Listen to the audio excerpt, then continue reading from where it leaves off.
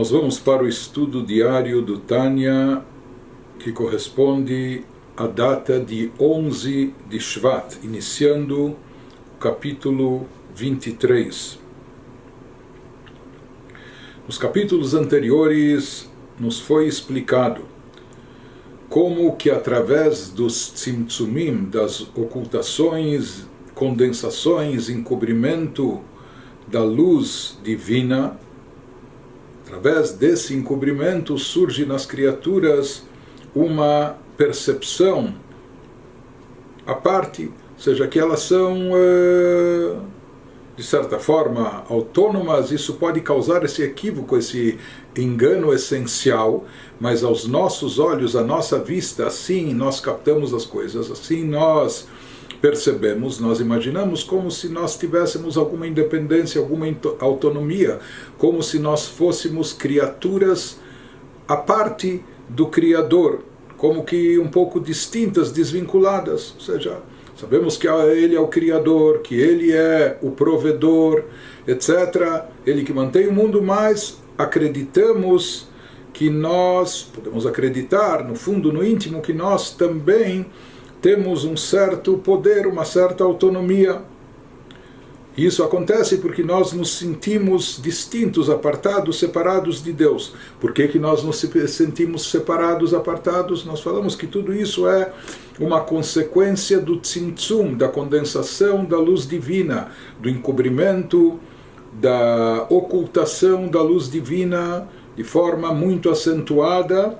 E isso faz com que nós tenhamos a possibilidade de sentir as coisas dessa maneira, de ter essa percepção de separação, de desvinculamento do Criador. Por outro lado, daqui nós entendemos, ou seja, onde há, se não de fato e na realidade, porque como nós falamos, na realidade não existe essa separação, nem existe essa possibilidade. Ou seja, na percepção de Deus, que essa é a percepção real, todos os mundos estão completamente integrados dentro dele, todos os mundos, universos, estão completamente unificados com ele, são completamente dependentes, etc. Recebem sua energia para a existência, energia vital de Deus, e portanto são completamente unificados diante dele, a tal ponto que, como afirmamos, como dizemos nas nossas rezas, não há diferença nenhuma para Deus entre antes e depois da criação do mundo. Porém, na nossa percepção, na percepção das criaturas, parece haver uma separação, um distanciamento. Por que parece haver esse distanciamento? Em função do encobrimento da luz divina. O que causa e provoca isso é que quando essa luz divina se manifesta e chega até os universos criados, sejam universos espirituais ou o mundo terrestre material, ela vem muito condensada, ela vem muito diminuída, ela vem muito oculta e encoberta. Isso faz com que a criatura possa se sentir, aos seus olhos, possa ter essa percepção que ela é autônoma e independente. Daqui a gente entende e deriva também o contrário e o oposto, que é aquilo que ele vai nos elaborar agora no capítulo 23. Ou seja, naquilo onde brilha e ilumina a luz divina de forma revelada, ou seja, aquilo que não foi sujeito e submetido ao tzimtzum, a uma diminuição, contrição, condensação da luz divina, onde não houve encobrimento, lá paira de forma revelada e evidente a luz divina. Portanto, nessas criaturas, nesses seres, enfim, nesses elementos, há uma evidência da sua unificação com Deus. Ou seja, se percebe de forma evidente o quanto estão unificados com a divindade, totalmente unidos a Deus, unificados com Deus, sem qualquer encobrimento, sem qualquer distanciamento. Ou seja, uma vez que não houve, nesse caso, o encobrimento da luz divina, que é esse encobrimento que faz as criaturas se sentirem à parte, não é? Autônomas, independentes, onde não houve esse encobrimento, Então aquilo que é derivado dessa luz divina está completamente integrado com Deus de forma revelada. Não é algo à parte de forma alguma. Isso que ele vai nos explicar nesse capítulo, como a Torá não é dual, ou seja, na Torá não há dualidade, a Torá está de forma evidente, completamente integrada e unificada com a divindade. E ela não é de forma alguma considerada algo à parte de Deus, muito pelo contrário, o inverso. Isso ele vai nos dizer que está presente, existe, mesmo que de formas diferentes, tanto na Torá como nas mitzvot.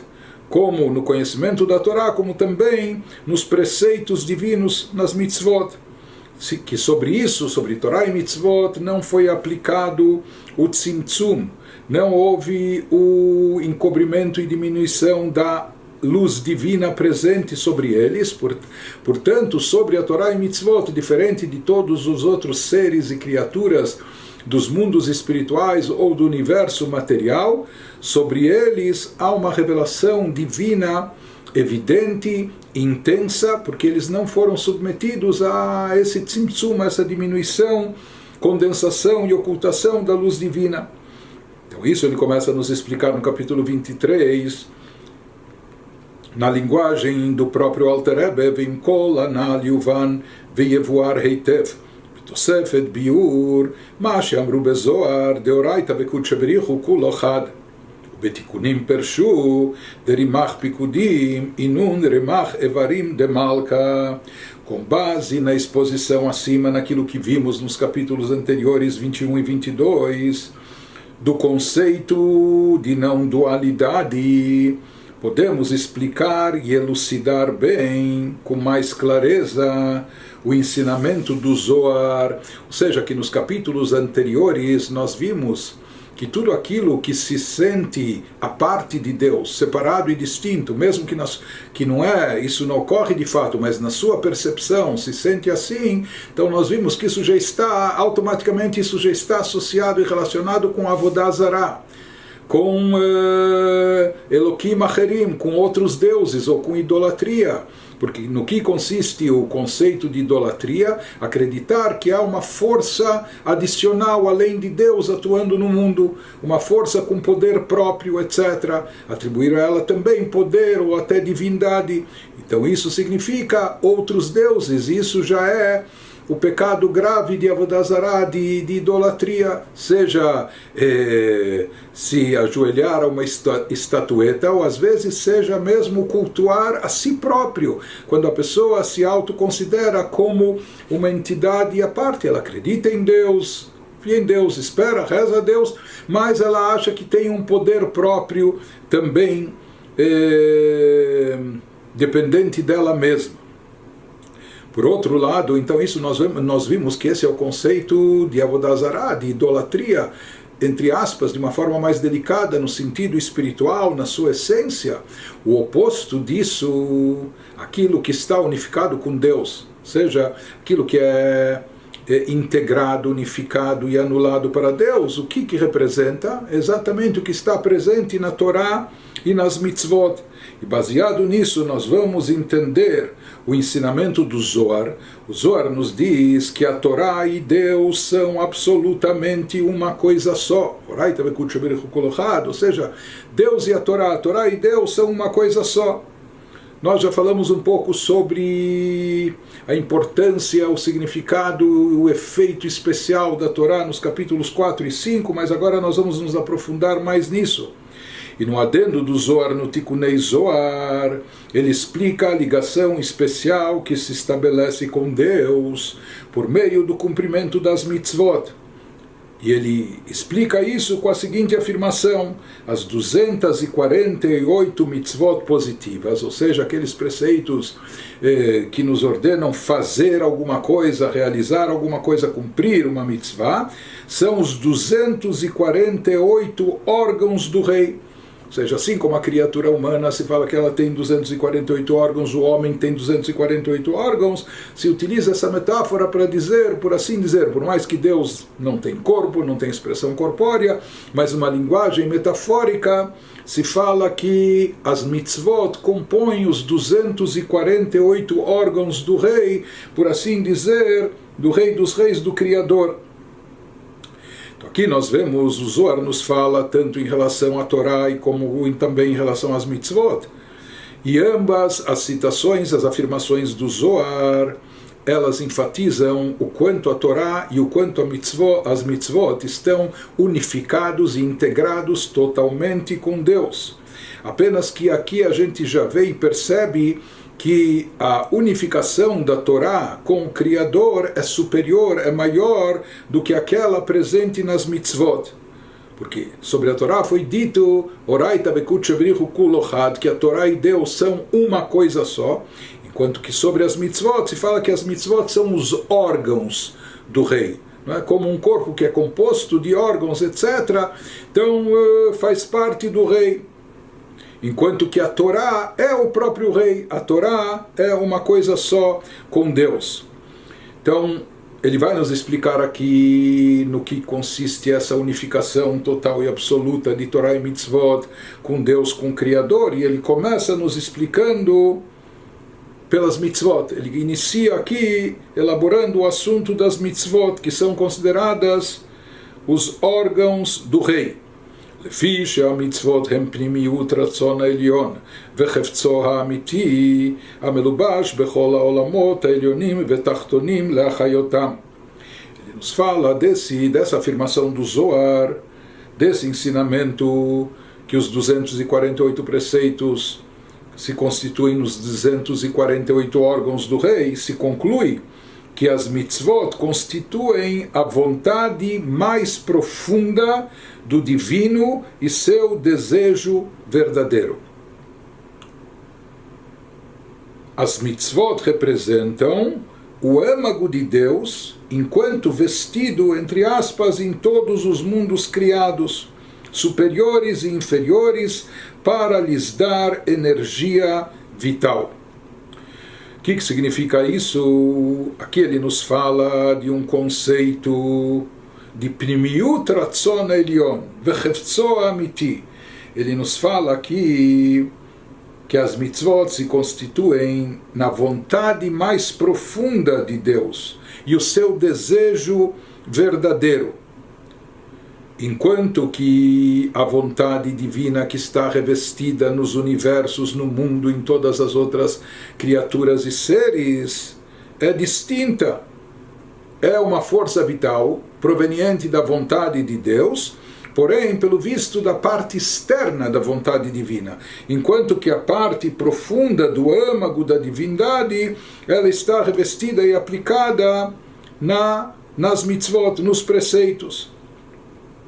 Que a gente vê na prática, se a gente quiser ilustrar isso, exemplificar, no próprio ser humano, tentando entender como as coisas são dentro de nós mesmos, nós também temos Pnimiut Aratzon, a vontade mais profunda do nosso ser, e a gente tem a vontade mais externa e superficial. Por exemplo, quando uma pessoa deseja alguma coisa, quando a pessoa quer algo, isso não significa necessariamente que a pessoa de fato quer aquilo. Pode ser que a pessoa deseje isso, deseje aquilo. Por quê? Porque isso vai levá-lo ao seu objetivo primordial, ao seu objetivo principal. Porque ele sabe que através dessa coisa, isso é um meio para ele chegar no seu objetivo. Então, por exemplo, uma pessoa que quer se dedicar ao trabalho, quer desenvolver uma carreira, o que for, e ela faz isso com vontade, se esforça, etc. Na verdade, no fundo, a sua vontade não é simplesmente que a sua loja esteja movimentada, ou que prospere, ou que ele ganhe lucro, etc. Na verdade, todo o negócio que ele tem, todo o trabalho que ele realiza, isso representa ainda a parte externa da sua vontade. E por que ele quer e deseja isso? Porque isso vai conduzi-lo, vai levá-lo à parte mais profunda do âmago da sua alma, da sua vontade interior, que é o lucro, o que ele vai ganhar com esse trabalho. O lucro que ele vai obter, o dinheiro que ele vai ganhar, mas o dinheiro em si também não é o seu objetivo final. Na verdade, o seu objetivo final é que ele possa sustentar de forma digna a sua família, que ele possa ter uma boa qualidade de vida, etc. Então, essa sim é a sua vontade interior. Isso é o que está no âmago da sua alma. Isso que ele tem vontade de trabalhar, isso que ele tem vontade de lucrar, etc. Ele tem de fato essa vontade, mas isso ainda é a expressão externa e, de certa forma, superficial da sua vontade, porque a sua vontade mais profunda, na realidade, consiste em querer ter os recursos necessários para que ele possa levar uma boa vida, para que ele possa proporcionar aos seus familiares uma boa qualidade de vida. Assim também, tomando essa ilustração como exemplo, nós podemos transpor isso para o plano superior, guardadas as devidas proporções, é claro. Podemos dizer, na verdade, se o mundo está existindo é porque assim Deus quer, assim Deus desejou. Nada existe além da sua vontade. Pelo contrário, tudo que existe e tem vida é porque Deus assim o quis. Isso faz parte da vontade divina. Porém, isso que Deus emite energia vital para todos os seres e criaturas do universo, isso de fato vem da sua vontade, mas apenas da parte externa e superficial, por assim dizer, da vontade divina. Porque na realidade a existência de todo esse universo é porque Deus queria que houvesse um cenário propício para realizar nele o propósito fundamental da criação, que é fazer desse mundo uma morada, desse mundo inferior, uma morada para Deus, fazer desse mundo inferior um local onde a essência de Deus possa se manifestar de forma revelada, e isso se obtém, isso se consegue através do cumprimento das mitzvot, através da realização dos preceitos que envolvem coisas físicas e materiais, etc. Então, através disso, nós produzimos nós realizamos essa missão, produzimos esse objetivo. E isso sim, esse objetivo final, nisso consiste Pnimiut Retzono, a vontade mais profunda, a vontade interior que está no âmago da essência divina. Isso reside no cumprimento das mitzvot que é feito por Bnei Israel. Então, aqui nós vemos a vontade e a vontade, enquanto o mundo todo, todos os outros seres e criaturas, etc., eles são provenientes da vontade externa de Deus, da parte mais externa, superficial da vontade divina. Diferente disso, as mitzvot, o cumprimento das mitzvot, a realização dos preceitos, isso é algo que está ligado, e a única coisa que está ligada intimamente com a essência de Deus, com a vontade profunda e interior do âmago da divindade. Que kol chayutam veshifam talui b'maaseh hamitzvot shel hatachtonim knoda. Ele nos diz, porque a energia vital e o fluxo para todos os mundos dependem da prática de mitzvot em nosso mundo inferior. Seja a razão de ser de todo o universo, por que os mundos foram criados, para que se cumprisse aqui nesse mundo as mitzvot, para que chegassem em Bnei Israel e cumprissem, aplicassem na prática, implementassem aqui nesse mundo os preceitos divinos. Então, na verdade, todos os universos, todos os mundos, mesmo os campos espirituais, com todas as suas criaturas e seres em todos os seus níveis, eles existem em função da vontade interior, da vontade profunda, que é o cumprimento das mitzvot, e portanto eles também recebem a sua vitalidade graças ao cumprimento das mitzvot. Isso depende do cumprimento, até a energia vital que é atraída para todos os seres e criaturas do mundo, e não só do mundo terrestre e material, mas mesmo dos universos espirituais, com todas as suas criaturas celestiais, tudo isso depende e é proveniente do cumprimento de mitzvot, da nossa parte aqui nesse mundo. Ou seja, Ele nos fala já que a vontade profunda de Deus é o Yehudi cumprir as mitzvot. Através desse cumprimento, desses preceitos, ele consegue desencadear e atrair novas cotas de energia divina para dar mais vitalidade e sustentação, ou trazer mais brachot, mais bênçãos para o mundo. Isso conforme a gente explicou uma vez que a vontade divina investida nos seres e criaturas do universo, ou seja, dela é oriunda a vitalidade que emana de Deus, que Deus emite, mas isso tudo para os universos, para os seres e criaturas, isso vem apenas da parte externa da vontade de Deus. Então isso é limitado.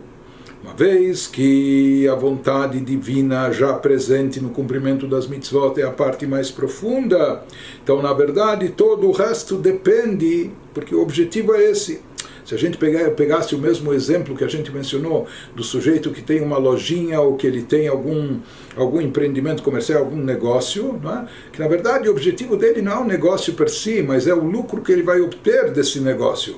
Por isso, na prática, se o negócio está sendo bem sucedido e ele tem um grande lucro, então ele vai investir mais nesse negócio. Por quê? Porque ele está atingindo o seu objetivo, ele está conseguindo faturar, isso está lhe proporcionando aquilo que ele deseja, que é a boa qualidade de vida. Porém, se o negócio não estiver dando lucro, o negócio está quase empatando ou não está ganhando grande coisa, talvez ele até mantenha o negócio aberto, mas ele vai se ocupar daquilo sem tanto entusiasmo, sem tanta vontade, e às vezes ele pode até cogitar mudar de ramo, fechar aquele negócio, já que o objetivo dele não é apenas manter a loja aberta, ou por mais que essa loja ele herdou dos seus pais, o que for, porque ele tem um objetivo, o objetivo dele é lucrar aqui. Da mesma maneira a gente pode, transpondo isso para o plano superior, a gente pode dizer, quando um Yehudi cumpre as mitzvot, com isso ele está trazendo lucro, não é? Isso está fazendo o mundo faturar, ou seja, o negócio está valendo a pena. Isso engrandece o negócio, está se atingindo o objetivo, e com isso, quando o negócio está valendo a pena, se investe mais ainda nesse negócio. Dessa mesma forma, a Kadosh Baruch Hu, Deus, ele investe mais energia, ele proporciona mais vitalidade ao mundo no momento que as mitzvot são cumpridas e realizadas. ונמצא שמעשה המצוות וקיומם הוא לבוש הפנימי לפנימיות רצון העליון, שממעשה זה נמשך אור וחיות רצון העליון להתלבש בעולמות. Então ele diz, o que a gente vê e conclui disso? Ele nos fala, uma vez que a energia vital e o fluxo para todos os mundos dependem da prática de mitzvot em nosso mundo inferior. Como é sabido graças ao Zohar, o Zohar afirma que todo aquele que se liga ao Santíssimo bendito seja e cumpre as mitzvot da Torá, com isso ele sustenta a existência dos mundos. Qualquer Yehudi que está cumprindo mitzvot, com isso ele está reforçando a sustentação aos mundos, ele está atraindo mais energia vital divina para os mundos através do cumprimento da sua mitzvah, por assim dizer, do mundo superior e do mundo inferior, inclusive até dos mundos superiores espirituais. Segue-se, portanto, o que a gente vê e conclui disso? Que a prática das mitzvot prescrita na Torá e seu cumprimento, quando as mitzvot são efetivamente observadas, elas constituem veículos essenciais de expressão da vontade profunda de Deus. Ou seja, a única coisa que é capaz de trazer de forma revelada aqui nesse mundo, nesse universo, a revelação, a expressão da vontade profunda de Deus, aquilo que realmente é o propósito da criação, o objetivo de toda a existência, é o cumprimento das mitzvot.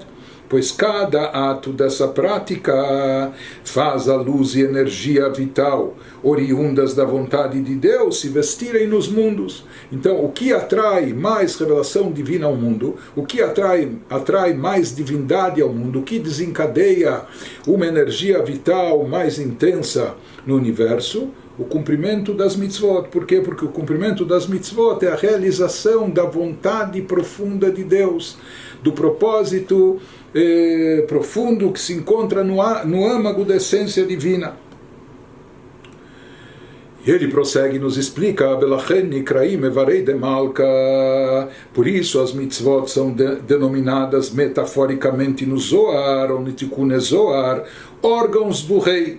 Agora nós vamos entender melhor essa metáfora, e se vocês percebem, toda a Hassidut vem nos explicar as metáforas que são utilizadas na Torá, que são utilizadas na Kabbalah. Então a Hassidut, o Tânia em especial, vem e nos explica qual o significado dessa metáfora, por que foi utilizada justamente essa metáfora para a gente poder entender e captar isso, até no nosso intelecto limitado, captar isso de uma forma mais profunda e interiorizar esse conceito, não é? Captar isso dentro de nós. Então ele nos diz, uma vez que nas mitzvot está revestida a vontade divina profunda que está no âmago, na essência de Deus, por isso elas são chamadas metaforicamente de órgãos do rei. Porque o que é um órgão? O que acontece com os órgãos? Não é? O órgão, nós temos vários órgãos, os olhos, ouvidos, etc. Então, nos olhos se reveste o poder da alma, o poder da visão. Nos ouvidos se reveste o poder da alma de audição. Nos pés da pessoa se reveste o poder da alma de locomoção, e assim por diante. Ou seja, em outras palavras, a vontade da alma, ela se faz presente e se manifesta através dos órgãos. Então neles estão revestidas a vontade da alma, e portanto eles se anulam e se cancelam para essa vontade. Os órgãos estão a serviço da alma. Ou seja, a alma é a pessoa, somos nós, não é? Você decide mover o seu braço, o braço direito, então o órgão, braço, ele responde, ele atende prontamente. Você decide erguer o braço esquerdo, isso também acontece. Você resolve se levantar, se levanta e assim por diante. Como ele especifica mais, ele nos diz, Derech Mashal, Kmo shevarei guf adam hem levush lenafsho. ובטלים לגמרי אליה מכל וכל, כי מיד שעולה ברצונו של אדם לפשוט ידו או רגלו, הן נשמעות לרצונו תקף ומיד בלי שום ציווי ואמירה להם, ובלי שום שהייה כלל, אלא כרגע ממש כשעלה ברצונו. Ele nos diz qual é o significado da metáfora utilizada pelo Zohar, Tikkun Zohar, para descrever as mitzvot como órgãos do rei. Pois assim como os órgãos do corpo da pessoa são veículos de expressão para a sua alma, visto que os órgãos se submetem completamente à sua alma, a alma da pessoa, com todo o seu ser. Então, da mesma maneira, o Zohar, Tikkun Zohar, quer nos dizer que as mitzvot, elas são completamente anuladas e integradas com Deus, e elas são expressão absoluta da vontade divina. Porque quando alguém quer estender a mão, o pé, esses membros obedecem à sua vontade imediata e prontamente. Ou seja, não é necessário aqui a pessoa declarar algo, dizer algum comando, levante-se pé ou erga-se mão. Não, isso acontece de forma instantânea, automática, natural, sem que ele tenha de dar-lhes ordem ou instrução de modo consciente e sem absolutamente nenhuma demora. Então, por exemplo, pode haver um servo que ele também está anulado perante o seu amo, o seu patrão, mas ele está esperando o comando, ele recebe ordens. Quando ele recebe ordens, ele cumpre prontamente. Mas aqui os órgãos do corpo da pessoa não precisam receber uma ordem. A pessoa quer, no exato momento que a pessoa quer levantar a mão, o pé, etc., naturalmente eles fazem isso, né? Sem nenhuma demora. Ao contrário, os membros reagem instantaneamente logo que surge a vontade de que se movam. Por quê? Porque eles estão completamente integrados com a alma, eles estão completamente unificados com a pessoa e, portanto, eles estão completamente anulados para a vontade da alma. Então, aqui não é necessário ouvir um comando, escutar uma ordem, para então implementá-la. Aqui isso é algo que acontece naturalmente. Por quê? Porque os órgãos eles estão completamente integrados, anulados diante da alma. כך דרך משל החיות של מעשי המצוות וקיומן הוא בטל לגמרי לגבי רצון העליון המלובש בו ונעשה לו ממש כגוף לנשמה. Então esse é o sentido da metáfora utilizada pelo Tikkun Zohar, comparando as mitzvot, dizendo que as mitzvot são os órgãos do rei, da mesma maneira que os membros da pessoa se submetem totalmente à vontade dela, da pessoa. Da mesma maneira, na relação de Deus com a energia vital investida na prática das mitzvot, em seu cumprimento, essa energia que nós investimos para cumprir as mitzvot, para realizá-las, em sentido figurado, ela se submete completamente à vontade divina vestida nas mitzvot, sendo a relação entre elas, literalmente, como a do corpo com a alma. Ou seja, quando nós fazemos outras coisas, nós podemos achar que nós estamos à parte, não é? Porém, quando nós investimos a nossa energia no cumprimento das mitzvot, então ele estava nos explicando que as mitzvot são comparadas com os órgãos da pessoa, ou aqui no caso os órgãos do rei, da mesma maneira que os membros da pessoa se submetem totalmente à vontade dela, da pessoa ou da sua alma. Na relação de Deus com a energia vital investida na prática prescrita das mitzvot, em seu cumprimento, existe também essa associação, existe esse mesmo conceito, essa energia em sentido figurado, a energia que nós investimos no cumprimento das mitzvot, na realização dos preceitos, essa energia se submete completamente à vontade divina que está vestida nas mitzvot, sendo a relação entre elas, ou seja, da energia investida por nós com as mitzvot, essa relação unifica as duas coisas, sendo a relação entre elas literalmente como a do corpo com a alma. Ou seja, assim como o corpo ou os órgãos do corpo se anulam completamente diante da vontade da alma, da mesma forma a nossa energia investida no cumprimento das mitzvot nos anula completamente, ou se anula completamente diante da vontade de Deus. Por isso as mitzvot são chamadas dos órgãos do rei. E essa anulação, ela produz, ou ela é resultado dessa unificação que a pessoa, que a criatura, que o Yehudi obtém na hora do cumprimento das mitzvot, quando ele investe sua energia no cumprimento, na prática das mitzvot, ou seja, que para realizar qualquer mitzvah, isso requer alguma energia por parte da pessoa, não? A pessoa tem que investir nisso alguma vitalidade, alguma energia. E essa energia que ele investe naquele momento, ela está completamente anulada. Por quê? Porque aqui ele não está querendo cumprir ou realizar a sua vontade, o seu desejo, não é? Mas sim cumprir a vontade de Deus. Então essa energia está completamente anulada diante da vontade suprema. Por isso ela se assemelha, ela está anulada como um órgão do corpo se anula diante da vontade da alma, não é? Realizando instantaneamente o que a alma deseja. Portanto, da mesma forma se diz que essa energia que está presente nos atos que nós fazemos ao cumprir as mitzvot é completamente unificada com Deus. E aqui é o contrário, ou seja, daquilo que a gente estava falando de dualidade. Em outras palavras, ele vai nos dizer, nesse capítulo ele está nos dizendo como através das mitzvot, mais tarde vai nos explicar como através da Torá, então há uma integração, há uma unificação total e completa com Deus. E por isso, nesse instante, quando há essa unificação com Deus, acaba havendo e se percebendo essa anulação diante do Criador. Isso ele nos fala, já que na Torá e Mitzvot não passaram pelo processo de tzimtzum, de diminuição da luz divina. De qualquer maneira, ele continua nos dizendo, e agora ele vai prosseguir, nos explicando, ele vai acrescentar mais um detalhe, que isso ocorre não só com a energia aplicada no ato do cumprimento da mitzvah, mas também, ou seja, porque a energia aplicada aqui pode ser, olha, você faz uma coisa quando você faz com vontade, ou com boa vontade, ou quando você faz isso com prazer, com satisfação, ou quando você faz isso com vibração, com entusiasmo. Isso significa a energia que você aplica numa ação.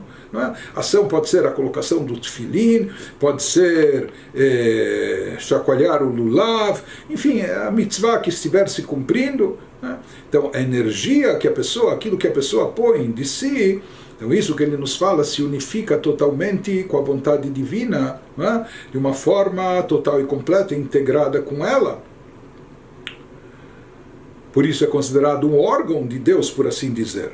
Mas ele nos fala que esse fenômeno acontece não só com a energia, porque a energia aqui é algo meio abstrato, não é? É a vontade, é o prazer, é o entusiasmo que nós investimos naquela ação. Aqui ele nos diz algo mais, que até na ação física que a pessoa faz, no próprio movimento da mão ao chacoalhar o lulav, ou ao dar a tzedakah, ou ao enrolar o tefilim, ou o que for, não é?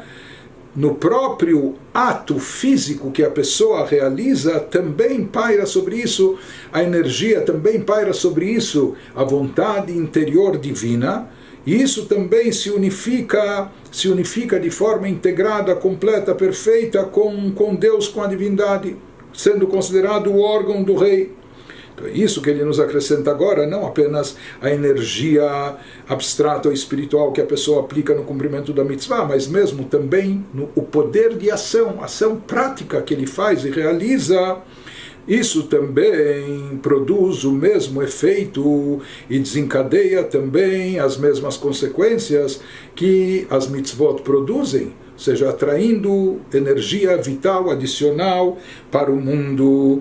וכן הלבוש החיצון של נפש אלוקית שבאדם, המקיים ועושה המצווה, שהוא כוח ובחינת המעשה שלה. Similarmente, quando a pessoa cumpre e faz uma mitzvah, ele consegue envolver no cumprimento dessa mitzvah e consegue elevar, etc., não só o seu pensamento, sua fala, ou não só a sua mente ou os seus sentimentos, que isso já é algo muito elevado, mas ele diz até mesmo a vestimenta exterior da alma da pessoa, a vestimenta mais exterior, mais externa, é a ação. Até mesmo na ação prática, na ação física, ele consegue também unificar isso com a energia divina. Então ele nos diz, quando a pessoa cumpre e faz uma mitzvah, mesmo a vestimenta exterior da sua alma divina, que é o poder componente chamado ação da alma divina, mesmo esse componente, por mais que ele é pensamento algo mais elevado, a fala só o ser humano tem, assim por diante, mas a ação, agir, movimentar, fazer, outras criaturas também fazem, mas aqui essa é a novidade, que até mesmo a ação da alma divina fica imersa na energia da prática da mitzvah e também se submete totalmente à vontade divina, como o corpo se submete à alma, ou seja, até o gesto físico e prático, ele também se unifica totalmente com a divindade, se anulando a ela como órgão que está anulado diante da vontade da alma. Seja a parte espiritual envolvida da pessoa na hora do cumprimento da mitzvah, o seu sentimento, a sua vontade, o seu prazer, etc., que isso esteja integrado com as mitzvot, a gente pode entender que isso está unificado com a vontade de Deus, então a gente pode entender, mas a novidade aqui é que essa revelação divina se faz presente mesmo na ação prática. Isso também pode significar que mesmo que uma pessoa talvez cumpriu a mitzvah em termos práticos, mas sem tanta devoção, sem tanta intenção, sem tanta compreensão e entendimento, mas mesmo no lado prático da mitzvah, mesmo na ação física prática da mitzvah, nisso também paira a luz divina de forma unificada com aquele ato, uma vez que aquele ato é considerado como órgão do rei, como órgão que responde ao chamado da vontade da alma, né? E portanto ele também desencadeia uma vitalidade divina adicional, seja para a própria pessoa, como também para todo o universo. por isso, גם איברי גוף האדם המקיימים המצווה, שכוח ובחינת המעשה של נפש האלוקית מלובש בהם. בשעת מעשה וקיום המצווה, הם נעשו מרכבה ממש לרצון העליון. Por conseguinte, agora ele nos diz o que acontece quando uma pessoa realiza uma mitzvah, quando o Yehudi cumpre um preceito da Torá. Então, não só que a sua alma carrega mais as suas baterias, não só que a sua alma fortalece a sua espiritualidade através do cumprimento das mitzvot. É claro que isso acontece, além do efeito transcendental que ele produz no universo, mas ele nos diz mais do que isso. Até as partes do corpo da pessoa, até as partes físicas do corpo da pessoa envolvidas no cumprimento daquela mitzvah e do preceito, elas também se submetem à vontade divina. Quando a pessoa cumpre a mitzvah com elas, quando ela coloca o talit nos seus ombros, quando com a sua mão ela dá tzedakah, ou acende velas de Shabbat e assim por diante, não é? Então a mitzvah se envolve literalmente até com a parte física do corpo da pessoa, visto que o poder componente ação da sua alma divina, como nós falamos, que no envolvimento das mitzvot a pessoa consegue unificar com a vontade de Deus, não só o seu pensamento, a sua fala, ou o seu intelecto, ou os seus sentimentos, mas não, até mesmo o componente ação da sua alma divina, que é o componente mais externo, mais distante, ele também é investido nestas partes do corpo, nos órgãos físicos, no momento em que a pessoa faz e cumpre a mitzvah. Então, o que acontece nesse momento? Essas partes do corpo, então, se tornam uma verdadeira carruagem da vontade divina. Elas se tornam um veículo para a vontade de Deus. Nós já vimos o conceito de carruagem ou de veículo à vontade divina. Nós vimos isso em capítulos anteriores, fazendo referência aos nossos patriarcas, que os patriarcas eram tão anulados a Deus, eles conseguiram anular o seu ego, renunciar à sua individualidade, estarem voltados totalmente ao cumprimento da vontade de Deus, sem interesses próprios, sem agenda própria, sem vontades pessoais. E isso ocorreu com eles de uma forma tão elevada que eles eram considerados merkavá, uma carruagem para Deus. Assim como uma carruagem não tem vontade própria, ela segue na direção que o condutor, o cocheiro vai determinar. Assim também os patriarcas, eles eram meros veículos, ou seja, que ele não tinha já vontade própria, não é que ele sai andando para onde ele quer, ele era um veículo para o cumprimento da vontade de Deus. Aqui ele nos diz que cada um de nós, no momento que nós cumprimos uma mitzvah, então nós também nos unificamos com o Criador, e não só a nossa alma, a nossa espiritualidade, mas até o nosso corpo físico e os órgãos físicos do nosso corpo também se tornam uma carruagem para Deus, ou seja, a mão que deu tzedakah, a cabeça na qual se colocou o tefilim, e assim por diante, na hora do cumprimento da mitzvah, ele se torna uma carruagem, um veículo a serviço de Deus. Eles têm uma anulação diante de Deus que causa essa elevação. Então, não só a parte espiritual, a energia espiritual que nós investimos na hora do cumprimento da mitzvah se unifica com Deus e se anula diante da vontade suprema, mas também, até mesmo os órgãos físicos nossos, com os quais nós cumprimos as mitzvot, eles também se anulam diante da vontade suprema de Deus, se tornando uma carruagem, um veículo para ela, para a vontade suprema, para a vontade divina. Aqui, porém, nós vamos começar a prestar atenção, nós vamos observar as nuances, ou seja, ele nos diz que os órgãos do corpo físico, de fato, na hora do cumprimento da mitzvah, eles se anulam perante a vontade divina, mas isso é como uma carruagem ou um veículo anulado diante do seu condutor. Existem alguns graus e níveis de anulação. O grau de anulação que a gente estava explicando antes, qual era dos órgãos que respondem ao chamado da vontade da alma, A pessoa quer levantar a mão, imediatamente ela levanta a mão que ele quiser escolher. Então, há uma integração e anulação completa dos órgãos perante a vontade da alma. Essa anulação, por isso a resposta é instantânea, imediata, natural, espontânea, etc. Não é? Por isso, esse é um tipo de anulação maior. Essa anulação está presente na energia que a pessoa investe no cumprimento das mitzvot. No lado físico que a pessoa investe no cumprimento das mitzvot, nos seus órgãos, ele acaba produzindo também que os seus órgãos físicos até se anulem diante de Deus, mas é num grau de anulação um pouco diferente, como uma carruagem, um veículo que se anula diante do condutor. Aqui, a carruagem é algo distinto. A alma e o corpo estão integradas, unificadas. Não é? A alma se reveste no corpo, está completamente integrada com ele, por isso os órgãos do corpo respondem ao chamado da alma imediatamente. Já a carruagem, o condutor, são como duas coisas distintas. Assim também, o nosso corpo físico, os nossos órgãos corpóreos, eles podem até se anular diante de Deus na hora do cumprimento das mitzvot, mas é num nível de anulação um pouco mais baixo e inferior. כגון היד המחלקת צדקה לעניים, או עושה מצווה אחרת ברגליים המהלכות לדבר מצווה.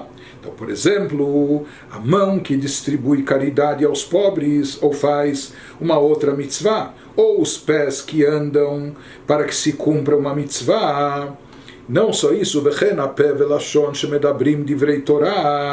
como também a boca e a língua que proferem palavras da Torá, são todos órgãos físicos.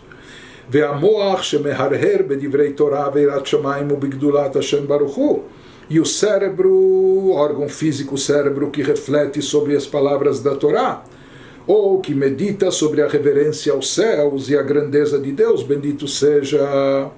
Então, tudo isso são órgãos, todos esses são órgãos físicos do corpo humano que a pessoa cumpre e realiza as mitzvot, seja a mitzvah de tzedakah, ou a mitzvah de estudo da Torá, ou a mitzvah de temer a Deus, reverenciá-lo, etc.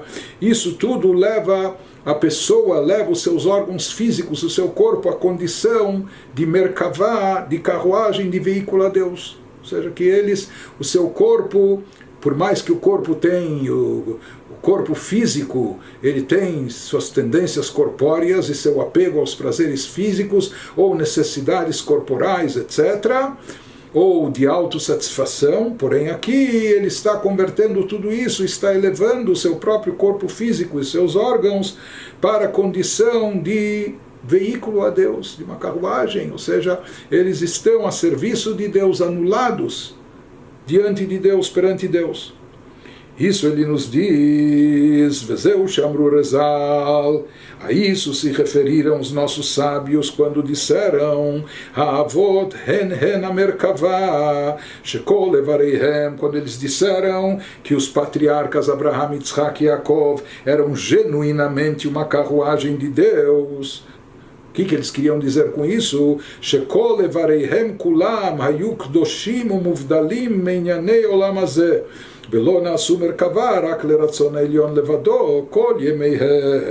Pois todas as partes do corpo dos patriarcas eram sagradas. Os patriarcas, a Torá, que quando os nossos sábios descrevem a grandeza dos nossos patriarcas, Abraham, Yitzhak e Yaakov, fala que eles não eram só pessoas muito espiritualizadas ou intelectualizadas. Não, eram pessoas tão elevadas que eles conseguiram santificar até o lado físico e corpóreo da sua existência. Até o seu corpo era sagrado, os seus órgãos eram sagrados. Eles estavam completamente, não só o seu pensamento ou o seu sentimento estava voltado a Deus, mas ele diz que os próprios órgãos físicos deles, pois todas as partes do corpo dos patriarcas eram sagradas e dissociadas dos interesses deste mundo. Ao longo de todos os seus dias, assim foi durante toda a vida deles. As partes do corpo deles só atuavam como carruagem da vontade divina unicamente. Essa era a santidade dos patriarcas, por isso se diz que eles eram como uma merkavá, eles por completo eram um veículo, uma carruagem a serviço de Deus, sem vontade própria. Isso se refere até ao corpo físico deles, com todos os seus órgãos. É claro que em relação às suas almas, à sua espiritualidade, havia uma integração e unificação e, portanto, também anulação a Deus num nível ainda mais elevado do que esse da carruagem, que a gente chama.